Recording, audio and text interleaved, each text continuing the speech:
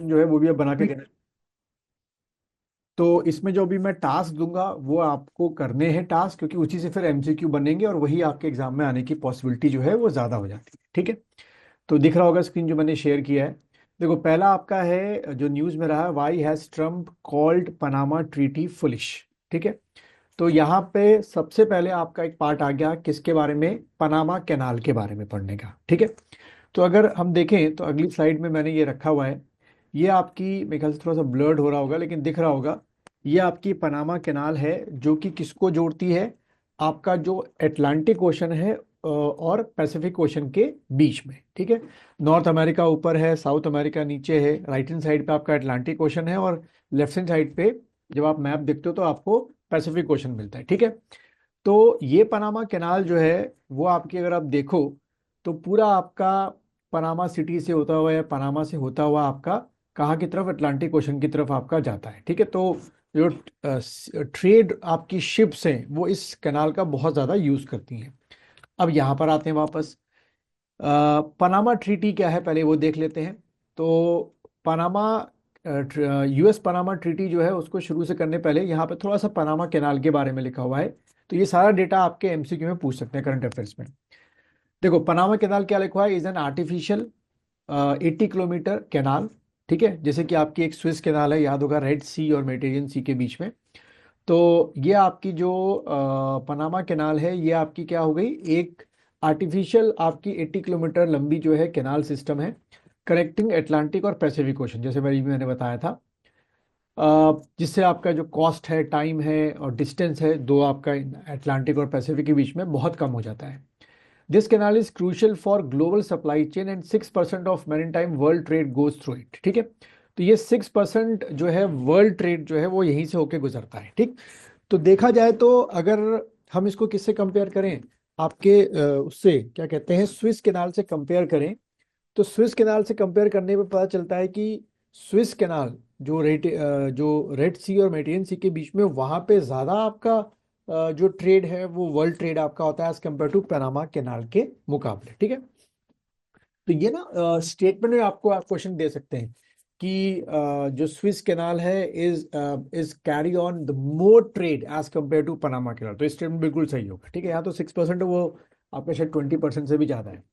अच्छा, फिर it open in 1914, जब आपका फर्स्ट वर्ल्ड वॉर शुरू हुआ था तभी आपकी ये जो पनामा कैनाल है वो फॉर द ट्रांसपोर्टेशन शिप्स के लिए ओपन हुई थी। ठीक है। देन क्या लिखा है, the US finished construction and was controlled by US until 1999। तो देखो कितने लंबे टेन्योर तक, क्योंकि बनाई पूरा पूरा पैसा अमेरिका ने लगाया, इंजीनियरिंग अपनी लगाई, पूरा मेंटेन उसको करके रखा। तो 1914 से लेकर 1919 तक, 99 तक जो है थोड़ा सा और रुक जाते, अगर कह सकते हो 11 11 साल और रुक जाते तो पूरा का पूरा सीधा आपका 12 12 13 से रुक जाते तो 100 साल ही हो जाता। लेकिन 31 दिसंबर 99 को होने के बाद जैसे ही आपका सन 2000 शुरू हुआ, ये कैनाल जो है क्या कर दी गई, हैंड ओवर कर दी गई पनामा को। क्योंकि जो ये कैनाल है, अगर मैं इसमें दिखाऊं, जो ये कैनाल है पूरी की पूरी कहाँ पे बनी हुई है, मेन तौर पे जो पनामा आपका कंट्री है उसके बीच से होते हुए गई है। बट ये पनामा कंट्री अपने आप में बहुत, उस समय भी आपके इतना रिच नहीं था कि इतना बड़ा कंस्ट्रक्शन कर सके, इतना पैसा दे सके, तो अमेरिका को उसने परमिशन दे दी थी। ठीक है। फिर अगर आप देखो तो यहाँ पे क्या लिखा है, the canal was handed over to Panama in 1999 under the Torrijos Carter treaty. तो देखो ये वाला जो वर्ड है कार्टर ट्रीटी, ये पूछ सकते हैं आपके एमसीक्यू में कि किस कैनाल से रिलेटेड है ना। तो ये यहाँ से आपका आ गया। फिर कुछ समय बाद क्या किया, अंडर द सेकेंड ये करके क्या किया गया कि canal was declare neutral and open to vessel for all nations. ठीक है। And under this treaty, the US has a right to defend neutrality of canal and have a priority passage in military emergency। यानी कि जब 99 में ये handover किया गया तो ये डिसाइड किया गया कि यहाँ से किसी भी नेशन की जो शिप होगी वो क्या कर सकती होगी, वहां से जा सकती होगी बिना किसी को पैसे दिए। लेकिन कुछ ही समय बाद जो है आपका जो वहाँ के पनामा के जो एडमिनिस्ट्रेशन था, जो वहाँ की गवर्नमेंट थी, उसने इस पे क्या लगाने शुरू कर दिए, टैक्सेस लगाने शुरू कर दिए। ठीक है। अभी हाल में क्या हुआ, जो न्यूज में रहा कि करंट अफेयर्स में आ सकता है, क्योंकि ध्यान रखना आप लोग का मई में पेपर है, हम लोग 31 मार्च तक का, 31 मार्च 2025 तक का जितना भी आपका न्यूज होता है वो आपका हम कवर अप करके चलते हैं कि वो आ सकता है। तो अभी ये 22 दिसंबर की घटना है 2024 की। Donald Trump threaten to take back the Panama canal. भाई उन्होंने बोला कि जो हमने बनाई थी हम वापस ले लेंगे। कॉलिंग द ट्रांसफर जो किया 1999 में वो एक फुलिश एक्ट था बाय द यूएस गवर्नमेंट। ठीक है। अब देखो, बाय डिफॉल्ट जो आपके डोनाल्ड ट्रम्प हैं वो आपके क्या हैं, एक आपके कह सकते हो बिजनेसमैन है, and he knows the importance of the what, trade and business. ठीक है। तो उनको तो पता है भाई कि जो जो चीजें हो रही हैं ये ठीक नहीं, मतलब उनको तो चाहिए अपनी कैनाल वापस। खैर, और यहीं पर आपके जो पनामा के इस समय पनामा कंट्री के जो प्रेसिडेंट है, ठीक है, Jose Raul Mulino, rejected Trump's threat and said I want to express precisely that every square metre of Panama canal and it adjacent area belongs to Panama. तो अगर वैसे पनामा और America को कंपेयर करो तो विद इन फ्यू मिनट्स के अंदर अंदर पूरा पनामा जो कंट्री है वो तबाह हो सकती है। अमेरिका उससे मतलब ये तो वही लड़ाई हो गई कि अमेरिका क्या हो गया, आपका हाथी हो गया, और पनामा जो है वो चींटी हो गया। ये बात बिल्कुल सच है। तो विद इन मिनट्स जो है वो जीत सकते हैं, पनामा को सप्रेस कर सकते हैं। लेकिन अब जब से ग्लोबलाइजेशन हुआ है, यूएन आया है और इतने ज्यादा प्लेयर्स हो गए तो इतना आसान नहीं है। तो यहां से देखो, अब ये जो क्वेश्चन है वो आपके एग्जाम के लिए बन सकते हैं। दूसरा इसी का एक पार्ट है कि ये डोनाल्ड ट्रम्प साहब भड़के क्यों हैं। दो वजह से भड़के हैं। पहली बात तो ये जो आपका ट्रांजिट फीस है वो 36% तक इंक्रीज हो गई है। तो उनके जो भी अमेरिकन शिप्स आ रहे हैं जा रहे हैं वो बहुत एक्सपेंसिव पड़ रहा है उनको। ठीक है, उनके ट्रेडर्स को, बिजनेसमैन को। दूसरा, ये पनामा ने क्या किया है कि चाइना के साथ आपका बीआरओ साइन कर लिया है। ठीक है, country to sign a belt and road initiative agreement. अब देखो यहाँ से क्या मिला, एक डाटा और मिल गया हमको जो एग्जाम में आ सकता है कि इन टू, जैसे यहाँ पे लिखा हुआ है, मेरे ख्याल से दिख रहा होगा आपको स्क्रीन पे, इन 2017 Panama become the first Latin American country. अच्छा, ये तो पता होगा कि लैटिन अमेरिकन कंट्री किसको बोलते हैं, जो साउथ अमेरिका की जितनी भी कंट्रीज है उनको हम लोग, या साउथ अमेरिका को लैटिन अमेरिका भी बोलते हैं, और बीच का जो सेंट्रल अमेरिका है उसको भी लैटिन अमेरिका बोलते हैं। ठीक है। तो देखो क्वेश्चन यहाँ से कैसे बन सकता है कि है तो पुराना 17 का, लेकिन अभी न्यूज में आ गया तो आ सकता है कि लैटिन अमेरिका की वो कौन सी फर्स्ट कंट्री है जिसने बीआरआई पे एग्रीमेंट पे साइन किया, यानी कि बेल्ट एंड रोड इनिशिएटिव। अब यहाँ से तीसरा एक और फैक्ट है जो हम लोग को पढ़ना पड़ेगा, करंट अफेयर्स में आ सकता है, कि बीआरआई के बारे में। वैसे बहुत पुराना ये इनिशिएटिव है बाय द चाइना, बट इसका डिटेल फिर से एक बार हम लोग को रिवाइज करना पड़ेगा अबाउट द बीआरआई। तो उसको अपना असाइनमेंट लिख लो। बीआरआई हो गया आपका belt and road initiative agreement आपका हो गया। ठीक है, पनामा कैनाल आपका हो गया, जो जो कि यहाँ से तो काफी मिली गई हम लोग को डाटा कि कब ये शुरू हुआ, कब बन के तैयार हुआ। ठीक, ये चीज आपकी है। चलिए आगे बढ़ते हैं, नेक्स्ट देखते हैं हम लोग। अगला आपका न्यूज में रहा, ये आपका रहा कि ममता बनर्जी, जानते हैं हम लोग वेस्ट बंगाल की चीफ मिनिस्टर हैं, एक्यूजेस बीएसएफ यानी कि बॉर्डर सिक्योरिटी फोर्स, जो कि क्या है, पैरामिलिट्री फोर्स होती है आपकी, allowing infiltration to West Bengal. ठीक है, उनका ये एलिगेशन है कि बीएसएफ जो है वो आपकी कई जो बांग्लादेश में रहने वाले लोग हैं उनको इंटेंशनली जो है वो वेस्ट बंगाल के अंदर क्या करवा रहे हैं, एंट्री करवा रहे हैं। ठीक है। अच्छा, जबकि अब जो मैं अब स्टेटमेंट दे रहा हूँ ये पॉलिटिकल स्टेटमेंट है, डेटा बेसिस पे स्टेटमेंट नहीं है। जबकि इधर अगर आप देखो पॉलिटिकल चीज जो हम बात कर रहे हैं कि बीजेपी एलिगेशन ये लगाती है कि ममता बनर्जी जो है काफी बांग्लादेशी जो मुस्लिम्स हैं उनको वेस्ट बंगाल के जगह जगहों पर इंफिल्ट्रेट करा के वहां पे उनका आधार कार्ड बना रही है, उनका वोटर आईडी कार्ड बन रहा है, उनका पासपोर्ट फिर उसके बाद बन जा रहा है, और उनको सिटीजनशिप दे दे रही है, और इससे अपना वोट बैंक क्या कर रही है, मजबूत कर रही है। That allegation has been made by the BJP, जो कह सकते हो कि उनकी पॉलिटिकल पार्टी के कुछ आपके लीडर्स करते रहते हैं, एलिगेशन लगाते हैं। तो यहाँ पे तो दूसरा एलिगेशन लग गया भाई, ममता बनर्जी ने उल्टा लगा दिया। अब ये जो एलिगेशन है ये हमारे एग्जाम के लिए किसी काम का नहीं कि ममता बनर्जी ने क्या बोला, बीजेपी ने क्या बोला। हमारे लिए काम का है, यहां से हमें पहला लिंक करना है क्या, ज्योग्राफी में। यानी कि इस न्यूज को हमको ज्योग्राफी के साथ क्या करना है, लिंकअप करना है। और ज्योग्राफी में लिंकअप क्या होगा कि इंडिया और बांग्लादेश के बीच में कितनी बाउंड्री शेयर होती है। देखो यहाँ पे लिखा ही हुआ अगर दिख रहा है मेरे ख्याल से, वेस्ट बंगाल शेयर्स खाली 2216 किलोमीटर विद बांग्लादेश। ठीक है, that is guarded by frontier of BSF. लेकिन मैंने क्या बोला, शायद मैंने इंडियन ज्योग्राफी में आप लोगों को पढ़ाया था कि बांग्लादेश के साथ कितनी इंडियन स्टेट्स क्या करते हैं, आपके जो बाउंड्री है वो आपके शेयर करते हैं। ये मैं आप लोग को मेरे ख्याल से ये मैं आप लोग को लिखा चुका था मैंने, है ना। ये वाला डाटा मैं आप लोग को दिखा चुका था कि कितने आपके जो स्टेट्स हैं वो आपके बाउंड्री जो है शेयर करते हैं, ठीक। तो एक तो वो देख लेना वहां से।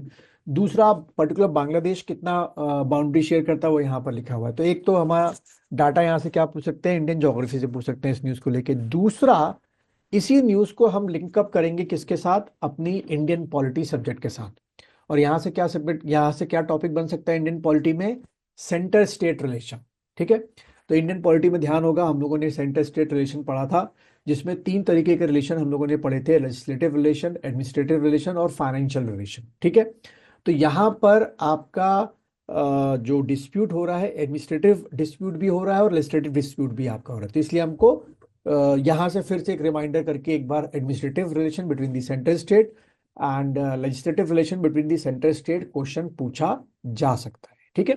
तो इस न्यूज में कुछ इतना खास नहीं है, बट इससे रिलेटेड चीजें आपकी हमको बहुत ज्यादा मिल जा रही है। तीसरा फैक्ट, बीएसएफ जो है वो किस मिनिस्ट्री के अंडर में आता है, तो होम मिनिस्ट्री के अंडर में आता है। यानी कि जितनी भी आपकी पैरामिलिट्री फोर्सेस हैं, चाहे वो बीएसएफ हो, चाहे वो सीआरपीएफ हो, आईटीबीपी हो, है ना, एसएसबी हो, और ये सारी जो सीएसएफ हो आपकी, ये सब किसके अंडर में आएगी, it comes under the what, home ministry, ठीक है। तो वो चीज हमको यहाँ से एक डेटा है जो हमको यहाँ से मिल जाता है। बाकी अगर हम देखें कि फॉर एग्जांपल पीसीएस के पॉइंट ऑफ व्यू से, तो यहाँ पे जैसे नीचे लिखा हुआ है BSF DG director general Daljit Singh Chaudhary, तो पूछ लेगा भाई इस समय बीएसएफ के डीजी कौन है आपके, ठीक है। और वैसे भी एक चीज़ आप लोग को पता होनी चाहिए कि जितनी भी पैरामिलिट्री फोर्सेज हैं, जो भाई मैंने नाम लिए, बीएसएफ, ये आईटीबीपी, सीएसएफ, सीआरपीएफ, इन सब के जो डीजी होते हैं वो एक आईपीएस ऑफिसर होते हैं, ठीक है। ऑल इंडिया सर्विस आपको पता है 3 ही होती है हमारे यहाँ। और वही 3 ऑल इंडिया सर्विस के जो अधिकारी होते हैं, ऑफिसर्स होते हैं, वो सब डिपार्टमेंट्स के क्या बनते हैं, हेड बनते हैं। जैसे कि 3 सर्विसेज कौन है, मैंने पढ़ाया था, आईएएस हो गया, और आपका ये आईपीएस हो गया, और इंडियन फॉरेस्ट सर्विस आपका हो गया, ठीक है। बाकी ऑल इंडिया सर्विस नहीं है, मतलब है पर वो उसका उसका उतनी पावर नहीं जितनी इन 3 लोगों को मिलती है। तो यहां से हमें 3 चीजें मिल गई, ठीक है। चलो आगे बढ़ते हैं, नेक्स्ट देखते हैं। चलो भाई, अगला ये वाला जो न्यूज़ है, ये हमारे किस काम की, हमारे 2 सेक्शंस यहाँ से बन सकते हैं। एक आपका किसके, इंडियन इकोनॉमी से आपका बन सकता है, ठीक है। और एक फर्स्ट पार्ट इंडियन इकोनॉमी से बन सकता है, और दूसरा आपका बन सकता है साइंस एंड टेक्नोलॉजी से, यानी कि जनरल साइंस से यहाँ से बन सकता है। देखो यहाँ पर अगर न्यूज़ को देखें तो क्या है कि experts on GM crop panel to declare conflict of interest, ठीक है। अभी इसमें नहीं जाते, सीधे आते हैं हम लोग इस वाले वर्ड पर। इसको लिख लो, आपका GEAC, यानी कि जेनेटिक इंजीनियरिंग अप्रेजल कमेटी, ठीक है, GEAC। तो ये वो आपका कमेटी है जो क्या करती है, परमिशन देती है जितनी अब तक हमारे यहाँ जीएम क्रॉप आने की कोशिश कर रही है, खासतौर पे जीएम फूड क्रॉप। तो मैंने पहले भी आप लोगों को बताया था कि करंटली हमारे इंडिया में कोई भी जीएम फूड क्रॉप अलाउड नहीं है। सिर्फ एक ही जीएम क्रॉप अलाउड है, वो है आपका क्या, बीटी कॉटन, आपको पता होगा। लेकिन वो कॉटन हम लोग खाते नहीं है, कमर्शियल क्रॉप है, वो तो हमने अलाउड कर रखा है। बट पिछले कई सालों से, जितना मैं ही इसको फॉलोअप कर रहा हूँ, जब से मैं पढ़ा रहा हूँ तब से मैं ध्यान दे रहा था कि लगभग 15-16 सालों से, या उससे भी शायद 18-19 सालों से लगातार जो है, कई मल्टीनेशनल कंपनीज, खासतौर पर अमेरिका की और यूरोप की कंपनीज, बहुत सारा ज़्यादा क्या लेने की, इंट्रोड्यूस करने की कोशिश कर रही है जीएम फूड क्रॉप। जैसे they are trying to introduce sugar cane GM food crop, sugar cane हो गया, राइस हो गया, वीट हो गया, कॉर्न हो गया, बहुत कोशिश कर रहे हैं। पर हर बार हमारा जो ये पैनल है या जो कमेटी है, मना कर देते हैं, क्योंकि इसके कई आपके क्या रहते हैं, लूप होल्स बहुत ज्यादा है, ठीक है। और जितना मुझे याद है, मैंने एक बार क्लास में बताया भी था कि एक बार छुपे चोरी जो है, 2002 या 3 की बात है, जीएम राइस जो है तमिलनाडु के कुछ गांव में एक प्राइवेट कंपनी ने किसानों को दिए, फ्री ऑफ कॉस्ट दिए, बोला इसको उगाओ भाई, आपको बड़ा फायदा होगा। और 1-2 महीने में देखने में आया है कि उन जीएम जो आपकी राइस थी, उसने जो नेचुरल राइस बगल में होती थी उसके साथ क्रॉसिंग की, और पूरी फसल क्या हो गई, तबाह हो गई, मतलब पूरा डिस्ट्रॉय हो गया आपका। और साथ ही साथ लोगों के अलग अलग टाइप के जो स्किन इन्फेक्शन थे वो भी इसकी वजह से होने लगे। तो ये तो पता चलता है कि भाई ये बड़े खतरनाक क्रॉप है। अब इसका खाने का क्या असर होगा पता नहीं, ठीक है। तो ये जीईएसी का एक क्या पढ़ना होगा, एक स्ट्रक्चर, यानी कि इसमें क्या क्या लोग होते हैं और इसका फंक्शन। यहाँ इसलिए न्यूज़ में रहा ये, क्योंकि जो हमारी मिनिस्ट्री ऑफ एनवायरनमेंट है has amended the rules governing the selection of expert to the GEAC, ठीक है। उन्होंने चेंजेस किए हैं, क्योंकि एलिगेशंस ये लग रहे थे, कुछ एलिगेशंस ऐसे लगे कि जीईएसी में कुछ ऐसे एक्सपर्ट मेंबर आ रहे हैं जिनका एक फ्रेंडली बिहेवियर है या फ्रेंडली कांटेक्ट है उन मल्टीनेशनल कंपनीज के साथ जो कि इंडिया में क्या इंट्रोड्यूस करने की कोशिश कर रहे हैं, जीएम फूड क्रॉप। तो इन्होंने क्लैरिफाई करने के लिए कहा है कि भैया पहले ही बता देना अपना क्या जो तुम्हारे इंटरेस्ट है, यानी कि तुम किस किस कंपनी में कहीं किसी इसका मतलब देखो क्या होता है, जो ये वर्ड लिखा हुआ है कहाँ गया हमारा, कॉन्फ्लिक्ट ऑफ इंटरेस्ट। मतलब मान लो मैं एक एक्सपर्ट हूँ, मैं फॉर एग्जाम्पल मैंने पीएचडी कर रखी है किसी जेनेटिक के सब्जेक्ट में, ठीक है, मैं प्रोफेसर हूँ और मैं या तो वर्किंग में हूँ या तो रिटायर हो चुका हूँ। तो अगर मुझे इस एक्सपर्ट कमेटी का मेंबर बनाया जाएगा तो पहले मुझसे कॉन्फ्लिक्ट ऑफ इंटरेस्ट पूछा जाएगा कि क्या मैंने किसी ऐसी कंपनी में शेयर होल्डर या मैं उसका डायरेक्टर या मेंबर तो नहीं हूँ जो कि जीएम फूड क्रॉप को बनाते हूँ, ठीक है। ये क्लेरिफाई करने को कहा है। हमारे लिए यहां से मिल गया कि भाई क्या, कि जीएम क्रॉप के बारे में हमें फिर से एक बार पढ़ना पड़ेगा, और खासतौर पे जीईएसी। और as a student of the science में आपको पता होगा कि हाइब्रिड क्रॉप्स आपकी क्या होती हैं और जेनेटिकली मॉडिफाइड क्रॉप्स हमारी क्या होती है, उसको हम लोग डिस्कस नहीं करेंगे, ये चीजें आप लोग को पता होंगी। चलो आगे बढ़ते हैं हम लोग। अगला आपका यहाँ ये भी, ये वाला भी आपका टॉपिक किसमें से आएगा, this topic also comes under what, आपका साइंस एंड टेक्नोलॉजी में, ठीक। क्या है, Indian researchers develop injectable hydrogel for target cancer cell, ठीक। देखो पहली बात तो ये कि ये एक क्वेश्चन आएगा कि ये जो हाइड्रोजेल है to target the cancer cell, ये किसने डेवलप किया है। तो देखो यहाँ पर लिखा हुआ है आपका क्या, Indian institute of technology Guwahati and boss institute Kolkata, ठीक है। दो लोगों ने मिलकर किया है, develop an advance injectable hydrogel for localise cancer treatment, ठीक है। अच्छा एक बार क्वेश्चन बड़ा मतलब मैंने फिर बोला ना कि जैसे जो बीए बीकॉम के बच्चे हैं वो तो ये सब नहीं कर पाते हैं, क्वेश्चन छोड़ देते हैं, क्योंकि मैंने उस दिन बताया था आप लोग को कि आप लोग के आउट ऑफ 100 क्वेश्चन जो आपका सिविल का पेपर होता है यानी प्रीलिम्स का पेपर जो होता है उसमें लगभग 20-25 आपके इसी तरीके के साइंस के क्वेश्चन आते हैं कि हाइड्रोजेल जो टारगेट कैंसर सेल है वो क्या होते हैं, या डीएनए आरएनए ऐसे करके। यहाँ पर आपका जो क्वेश्चन जो पूछा गया था आज से 2-3 साल पहले कि कैंसर क्या होता है, तो हम लोग को पता है कि भाई जो सेल होते हैं वो क्या करते हैं, दो तरह की ग्रोथ दिखाते हैं, माइटोसिस और मियोसिस। माइटोसिस लगातार हमारे बॉडी में होता रहता है फॉर दी क्या, ये रिपेयरिंग ऑफ आर सेल्स है ना, और अपना लिगामेंट्स हो गया, टिश्यूज हो गया, स्किन सेल्स हो गए। तो जब भी इनमें कुछ खराबी आती है तो वो uncontrol growth of the cell ही क्या कहते हैं, आपके कैंसर कहते हैं। तो उसमें सिर्फ क्वेश्चन पूछा गया था कि what is the actual meaning of the cancer, तो एक आंसर उसमें ये लिखा हुआ था, uncontrol growth of the cell, ठीक है। खैर उसमें अब डिटेल नहीं जाएंगे हम लोग। तो ये एक आपका नई चीज है, ठीक है। अच्छा यहां से इसके लिंकअप कैसे बन सकते हैं, जो हमारे वो हैं क्या कहते हैं टॉपिक्स हैं जिससे क्वेश्चन बन सकते हैं। एक तो यहां से सीधा सीधा क्वेश्चन आ सकता है कि रिसेंटली जो हाइड्रोजेल आपका है for the cancer targeted cancer treatment, वो किन दो इंस्टीट्यूट से मिलके बना है। तो यहाँ पे आईआईटी गुवाहाटी हो गया और आपका बोस इंस्टीट्यूट कोलकाता हो गया। दूसरा आपका हो गया कि कैंसर भी जो होता है वो क्या होता है, एक तो एक्सटर्नल होता है यानी कि जैसे गांठ के तौर पे है या बॉडी के किसी पार्ट में ऊपर से दिख रहा है, तो उसको काटा और वो ठीक कर दिया, ठीक है। एक बड़ा खतरनाक होता है कि अगर वो ब्लड के साथ मिल जाए, उसके सेल्स जो है ब्लड के साथ मिल जाए, देन पूरे बॉडी में वो कैंसर सेल क्या कर देता है, आपका सर्कुलेट कर देता है, ठीक।